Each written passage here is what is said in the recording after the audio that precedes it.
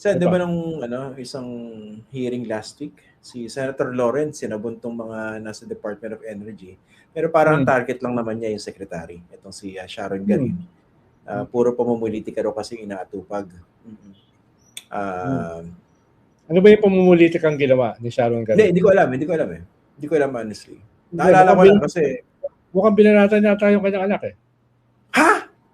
Ito ba yung January? Pinagmulta ng 24 billion? Politika yon. Tapos yung kanyang... Tapos yung kasama niya, si Jose Claire Castro, kinasuhan yata ng 500 million na libel case. Di ba? So ano ba yun?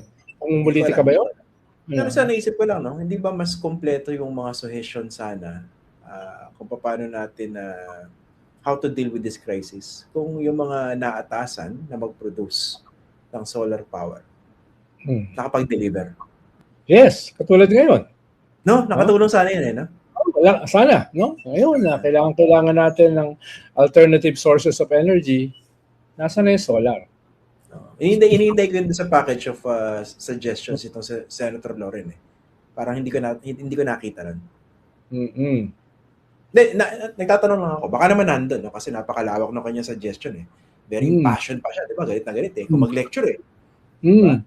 Parang naisip ko lang, ma'am, sayang pala no kung nakapag-produce yung mga solar power firms na nakakuha na nagkaroon ng franchise habang siya ay senador at inaprubahan sa Senado. Ganun diba? Hindi ko na alam yun. Hindi ko na alam. Aprubahan yun. Hindi ko na alam. Kaya maraming red flags noon pero hindi na na-raise dahil na siya yung senador noon. Hindi ko alam kung siya yung nag-sponsor noon. Daming kwento of interest. Ganun ba? Wala mo nakikita ang conflict of interest. Hindi pa siya nag-ano yung parang... Sige, ko na lang. Wala na lang conflict of interest. Interest na lang. Ganun ba? Hindi, naalala ko lang kasi nung binabalikan ko yung pagsabon niya rin sa DOE. Tama naman talaga yung mga sinabi niya. Tama yun. Ilang. Parang may something lang. Medyo. May konti, no? Konti lang naman, konti lang.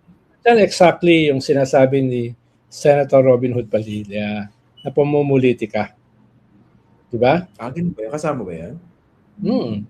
Dahil yung nanay, binabanatan yung umaway sa kanyang anak sa gitna ng krisis.